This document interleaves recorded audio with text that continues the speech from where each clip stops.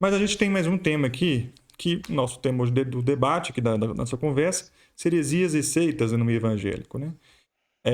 E a gente tem até que tomar um pouco cuidado, né, em dizer se é uma heresia ou uma seita, mas talvez uma prática meio conturbada, meio problemática, que seria a questão emocional nas igrejas, né? E eu gostaria de incorrer nesses temas exclusivamente sobre o batismo do Espírito Santo, né? E a questão da glossolalia, né? E cultos emocionalistas, né? Uhum. E outro dia até fui numa igreja onde tinha essa visão, né? De batismo pelo Espírito Santo. E eu gostaria de incorrer aqui nesse assunto, trazendo o que aconteceu em Pentecostes, Uhum. certo? Sim. E eu queria a opinião aí de um reverendo, uma posição que é comum na igreja presbiteriana sobre o movimento de batismo pelo Espírito Santo e movimento da glossolalia, né? Uhum. Pastor, pode ficar à vontade aí e contextualizar. Eu acho que aconteceu o primeiro avivamento da Rua Rua Azusa. Azusa, assim, nos Estados Isso. Unidos. E se puder contextualizar a gente e falar por que a gente tem essa visão de equívoco Uhum. nessas igrejas aí. Sim, talvez, querido Robson, e presbítero João Paulo, é o entendimento da sequência que o livro de Atos nos apresenta de uma aparente repetição do derramamento do Espírito Santo. Atos capítulo 2 nos apresenta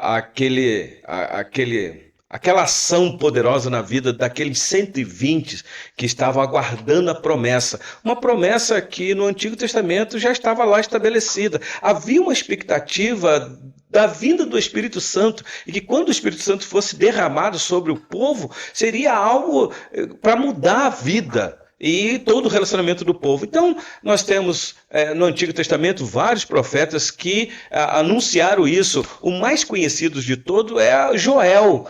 E é interessante que João Batista, quando começa a pregar lá no deserto, convidando as pessoas, chamando as pessoas ao arrependimento, ele deixou isso bem claro, que as pessoas pensavam que ele era o Cristo. Ele disse que não, ele não era Cristo, mas que o Cristo já estava próximo a vir, que quando viesse, ele então iria batizar a, aqueles com o Espírito Santo e com fogo. E aí, Robson, aí está esta indicação de batismo com o Espírito Santo. Há um entendimento de que batismo com o Espírito Santo e batismo com fogo é a mesma coisa. Existe aí entendimento que diverge nisso. O nosso entendimento, por causa do contexto do texto, Robson, entendemos que o que João Batista quis dizer é que aquele que estava se aproximando e queria batizar com o Espírito Santo e com fogo, ele iria realizar duas ações bem distintas.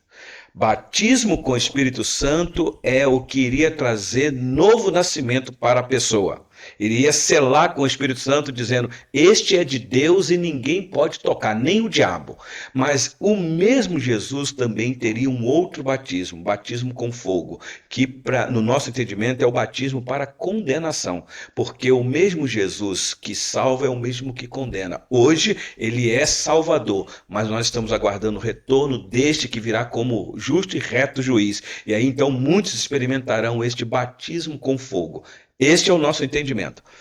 Pois bem, o Senhor Jesus realiza a missão, morre, ressuscita e orienta os discípulos para voltar para Jerusalém até que do alto eles esperassem o cumprimento da promessa, que era o Espírito Santo. E que aconteceu. E de repente aquilo aconteceu de uma maneira que a gente está fora lá do contexto, a gente fica pensando assim, como é que foi aquilo? Eles estavam lá numa casa orando, clamando pelo Espírito Santo? Eu penso que não, mas estavam na expectativa, porque o Senhor Jesus deixou eles lá numa expectativa. De repente, inesperadamente, a promessa se cumpre. E algo diferente acontece, Robson. Realmente, eles começam a glorificar a Deus numa língua que muitos que estavam ali naquele dia, que era a festa de Pentecostes, ficaram atônitos. O registro nos informa isso. E eles começaram a dizer: como pode? Todos esses aí identificaram como galileus, falando a nossa língua materna. Então não era algo que o povo não entendia.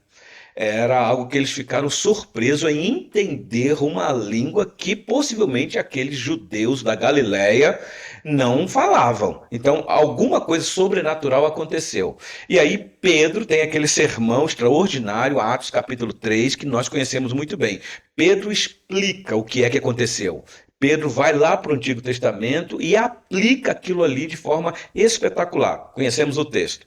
A questão é que este mesmo episódio repete quando eles vão para Samaria. E isso acontece também com os samaritanos, que era um povo misturado com os judeus.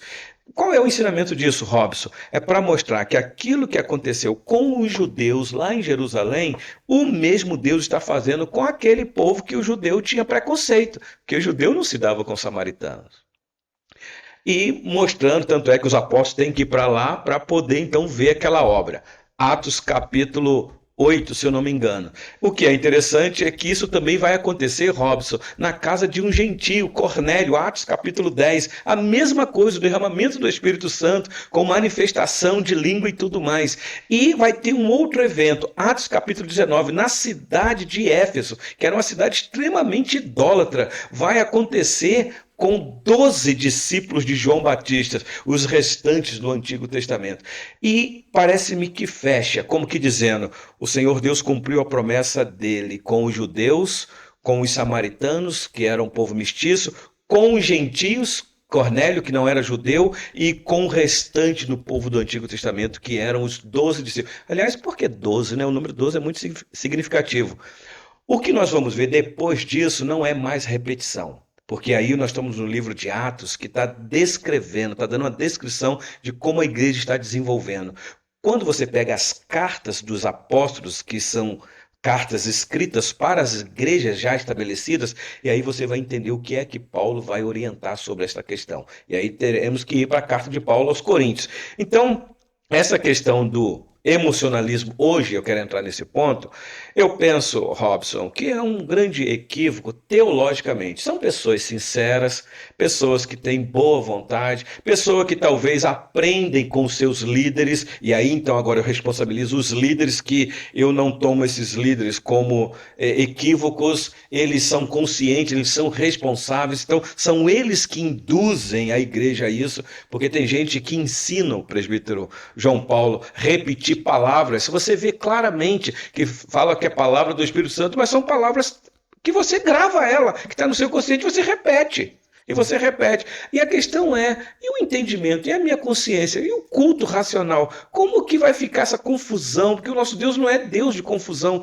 Eu não estou dizendo que Deus não possa agir. Agora, eu creio numa questão inteligente de dom de língua. Eu creio que tem um propósito bem claro. A língua dos anjos. Quais são as línguas dos anjos? Eu penso que toda vez que um anjo se manifestou para um ser humano, se manifestou numa língua inteligível. O anjo não ficou falando lá tudo embolado para a pessoa falar, meu Deus, o que esse anjo está falando aqui comigo? Entendia, Maria entendeu, Zacarias entendeu.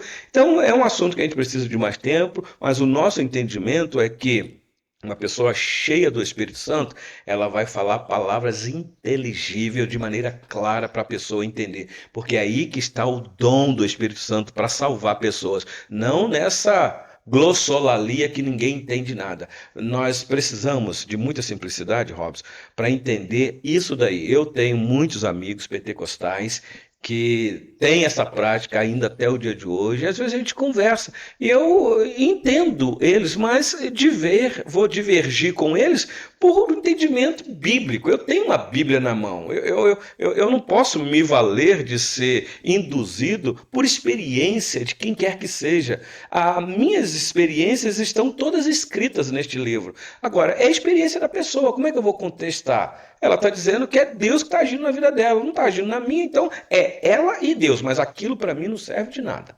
Ou de duas, uma. Ou você não foi batizado pelo Espírito Santo. Agora, só porque você citou aí um pouquinho distante na história, o movimento da Rua Azusa foi um movimento de crentes piedosos que queriam, numa época de crise da fé cristã, queria uma igreja mais, eu vou usar um termo aqui humano, tá? Mais quente, uma igreja mais atuante, mais vibrante. Então, O movimento, no seu início, ele teve um propósito, que todos nós queremos uma igreja que seja fervorosa, envolvente, uma igreja que não seja uma igreja gelada, como as pessoas dizem que o presbiterianismo é gelado e não é uma pecha que eles colocam em nós, mas nasceu com isso, um desejo de ver uma igreja mais crente, gente mais piedosa, só que depois o movimento foi tomando outras ações que descambou no que nós temos aí, até no meio chamado neopentecostais. O que nós vemos hoje em algumas igrejas é a falta de reverência tamanha. Ó. As pessoas perderam o temor, não sabem o que é reverência diante de um Deus que é santo. Pessoas que acham que têm liberdade para fazer o que quiser, para gritar, para subir, rodopiar. Eu vejo essas práticas em outras matizes de religião, que é diferente da nossa. Inclusive, pastor, eu vou passar a palavra para o João Paulo, até para você beber água, porque tá quente aqui. Muito boa. É o seguinte, e eu acho uma crítica válida, tá? A gente que está no meio na internet, eu trabalho com computação e internet todo dia, é uma crítica dos católicos, de que engraçado que as acusações são de ambas as partes, né? Tanto a gente, em determinada maneira, falamos que os católicos têm práticas heréticas, né? Quanto eles também acusam os protestantes, que têm práticas heréticas, né? Acusam, inclusive, alguns católicos mais ortodoxos, acusam o Lutero de ser um herege da Igreja Católica. Ele foi excomungado. Isso, exatamente. E hoje nós temos alguns católicos voltando a esse tema de acusação das heresias e tudo mais. E assim, é uma coisa interessante porque em certa parte eles têm razão, né? Porque eles não estão julgando, evidentemente, o movimento presbiteriano, a Igreja Presbiteriana, mas estão acusando os evangélicos. E nós estamos todos incluídos nos movimentos ditos evangélicos, né? Desde os presbiterianos, batistas e outras denominações de fé, estamos incluídos os evangélicos, e nós temos que também responder que nós não fazemos parte disso. Agora, como é que, como cristão, presbítero João Paulo, a gente responde com uma maneira sábia de dizer que eu vi até outro tempo, até católicos carismáticos também têm dom de língua. Né? Sim. Mas como a gente, como evangélico, responde de maneira mais incisiva, sendo educada claramente, que não fazemos parte desse tipo de coisa e não concordamos, apesar de respeitar, não concordamos com essas práticas, o presbítero João Paulo. Pela racionalidade. A fé não é um negócio irracional. A fé, com o perdão da palavra aqui, não é burro. Embora muitas vezes se liga isso até pela história do próprio cristianismo, primeira proximidade com digamos assim, as classes mais baixas, que primeiro encontrou maior respaldo. Mas a fé não é burra, a fé não é irracional. A fé ela é algo racional. Ela depende de uma certa racionalidade para você exercer a fé, que é um dom que o Espírito Santo te dá. Questão de línguas. O pastor contextualizou ali excepcionalmente bem a questão dessa questão de línguas. Dom de línguas não é você expressar sons com o título de línguas.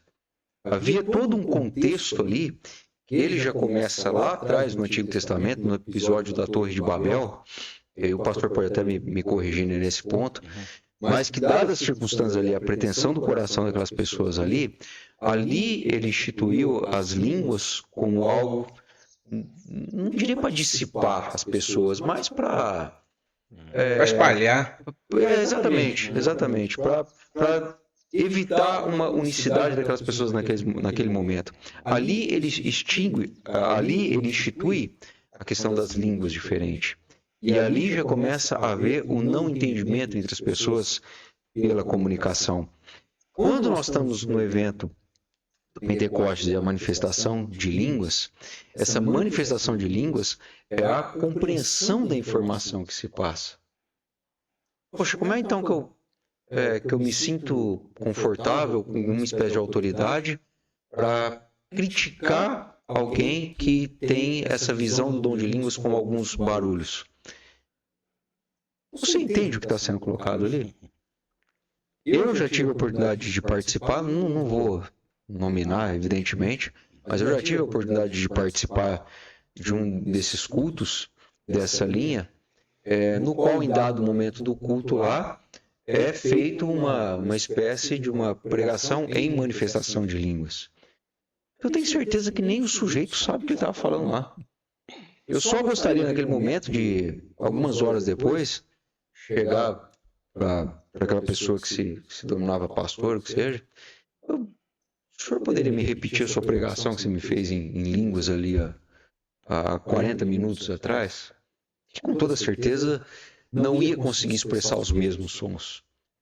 Se você me pedir para me repetir uma resposta que eu dei 2 minutos atrás, eu vou fazer isso expressando os mesmos sons. Aquela pessoa tem certeza que não vai expressar aqueles mesmos sons que fez lá. Então isso é entendimento? Isso é propagação da informação? Não, isso é sem fundamento. Isso é você pegar uma passagem do texto bíblico, absolutamente divorciada do contexto na qual ela é colocada, e aí qualquer passagem fora de contexto vira pretexto para você justificar qualquer coisa que você queira. Por exemplo, esse tipo de manifestação que a gente tem. Exatamente. Perfeitamente. Me permita, querido, Fica à vontade, pegar uma parte. O presbítero João Paulo citou aí. Nós estamos no muito seu canal, bem. pastor. Não, mas eu sou servo aqui. Então tá bom. Sobre a Torre de Babel, muito excelente a colocação do senhor. A gente vê ali um sinal de juízo da parte de Deus, de um povo soberbo que queria alcançar os céus pela sua própria vontade. E nos parece que a questão das línguas no Antigo Testamento é um sinal de juízo mesmo, porque eu lembro quando a disciplina chegou para o povo de Deus, a nação de Israel, depois do reino dividido, o Senhor Deus disse claramente: olha, eu vou trazer um povo de uma língua diferente que vai disciplinar vocês. E foi exatamente o que aconteceu com Judá, quando os babilônios chegaram, um povo de uma língua, para cercar Jerusalém. Eles ficaram aterrorizados quando então eles começaram a ouvir as vozes dos soldados, no ouvido deles não soava entendível. É daí que os estudiosos dizem que surgiu a palavra, por causa da atrocidade deles, dos bárbaros, porque no ouvido deles o que eles ouviam era bar, não entendiam nada, língua estranha, literalmente falando, e aquelas atrocidades quando a Babilônia invade Jerusalém. É interessante que quando o Senhor Jesus fala sobre esta questão, era para os judeus lembrar do que já havia acontecido no passado, porque o Senhor Jesus falou de destruição do templo, de que aquela cidade seria destruída, inclusive o templo. E pela história nós sabemos que no ano 70, agora não os babilônicos, mas os romanos, no comando de Tito, general romano, invade Jerusalém. Claro, aí talvez uma língua que muitos judeus talvez poderiam conhecer, mas juízo sobre aquele povo. Então, o dom de língua tem essa conotação de juízo para aqueles rebeldes. Aliás, Paulo vai falar isso. A questão das línguas não é para o crente, é para o não crente. Então, e é sinal de juízo de Então, Deus. deixa eu aproveitar o gancho aqui, que nós temos em 1 Coríntios 14, versículo 2, pois quem fala em línguas desconhecidas não fala aos homens, mas a Deus. De fato, ninguém entende, em espírito ele fala mistérios. Mistério. Exatamente. Isso. Então, assim, muitas vezes muitas pessoas usam esse texto para falar que existe sim línguas estranhas. Sim. Né? Pode ser uma língua conhecida para outros povos, mas existem línguas estranhas, talvez línguas... Para a pessoa. Exatamente. Mas para quem está escutando, é uma língua misteriosa, né? Sim. E que tá... Eu quero só entender esse contexto, porque dentro da academia da teologia, existem 2 vertentes. As vertentes que, com certeza, 3 talvez, né? Com certeza existem línguas estranhas, que acontece, né? Igual o presbítero João Paulo falou, até o pastor estava falando, outro dia também vi o pessoal do louvor falando, uma hora cantava um negócio, quando falava em língua estranha, enfim. Existem sim os adeptos total, tem os adeptos que eles entendem o seguinte: olha, até pode existir, né? Mas tem que geralmente ter uma tradução e tudo mais, e tem, talvez acho que a linha dos senhores, é que não, na igreja não deve se ter isso, porque isso não tem fundamento. Eu queria entender se é isso mesmo, se existe um contexto onde tem a língua estranha, Uhum. mas é mais, talvez ali na instrução de Paulo, onde fala que tem alguém para traduzir. Uhum. Ou não tem. Não, a questão do texto tem que entender o contexto de Corinto. A Claro. cidade de Corinto é uma cidade portuária, se não me engano, e que havia acessos de várias culturas, de vários povos dentro dessa cidade. Então pensa, Paulo plantou uma igreja nessa cidade. E de repente, nesta igreja, começa a frequentar pessoas que não falam apenas um idioma. Por exemplo, aqui mesmo no estado de São Paulo, no Brasil. Você sabe que tem gente de tudo quanto é nação ali. Então, por exemplo, numa igreja presbiteriana de São Paulo entra um japonês, entra um chinês que fala mandarim, mandarim é chinês? Não, indiano, se eu não me engano. Eu acho que é sânscrito indiano. Mas não É tem. isso. Então, não fala a nossa língua. Certo. Eu não duvido, e Paulo não está fechando a porta, vou usar a linguagem aqui do reverendo Augusto Nicodemos, Paulo não fecha a torneira. Deus é Senhor das línguas, Ele é que conhece todas as línguas, porque foi Ele que criou. Então Ele pode fazer o que Ele quiser. Mas nós cremos o seguinte, na Igreja Presbiteriana Central de Betim, estamos aqui no centro da cidade, entra ali um indiano. Creio que lá ninguém entende mandarim. O presbítero João Paulo está pregando. E ele está sentado lá, ele também não entende a nossa língua. Eu creio que Deus pode abrir os ouvidos dele para entender o que o João Paulo está pregando, usando a língua que o João Paulo está pregando. Mas eu também creio que, se for propósito de Deus, o Senhor Deus dá esse dom para João Paulo, para que o propósito seja para que o irmão que está ali possa entender o que ele está pregando. E possivelmente quem estiver fora vai ficar boiando naquilo que a gente não está entendendo nada. Mas Deus pode levantar alguém e trazer interpretação sobre aquilo ali. Esse sentido ordinário eu creio que Deus pode fazer. Porque eu estou falando de um contexto bem aqui, mas pensa um missionário que vá para distante, para uma tribo que não conhece a língua. Deus é poderoso para poder abrir os ouvidos dele ou a boca dele para falar aquela língua, para salvar a pessoa. Então, o dom de língua, Deus tem os propósitos dele. Por isso que Paulo não fecha a torneira. Mas isso que a gente vê no Brasil, especialmente, todo mundo fala a mesma língua, e como foi citado aqui pelo presbítero João Paulo, um pastor que sabe que todo mundo ali fala de maneira tão limitada o português e ainda vai falar todo atrapalhado, atribuindo aquilo ao Espírito Santo? O Espírito Santo não é um Deus de confusão, ele quer esclarecimento, ele não quer confundir ninguém. Então, eu penso que o que está no nosso meio é muita meninice, falta de conhecimento claro das Escrituras. Precisamos nos aprofundar mais, conhecer e prosseguir conhecer aquilo que o Senhor Deus revelou. Esse é o nosso entendimento, Robson. Mas 1 Coríntios capítulo 14, a gente tem que entender dentro do seu contexto. Não pode ser tirado do seu contexto, como foi dito aqui, senão vira pretexto. Olá, tudo bem? Eu sou o pastor Elton. Hoje estou aqui na Rua Inconfidência, frente à nossa igreja, a Igreja Presbiteriana Central de Betim, número 261. Passando aqui para te deixar um convite para participar conosco dos trabalhos realizados aqui na nossa igreja. Às quartas-feiras, às 19h30, temos o estudo bíblico e aos domingos, 9 horas, escola dominical e às 19 horas, o culto vespertino. Você e sua família serão bem-vindos no nosso meio. Que Deus te abençoe.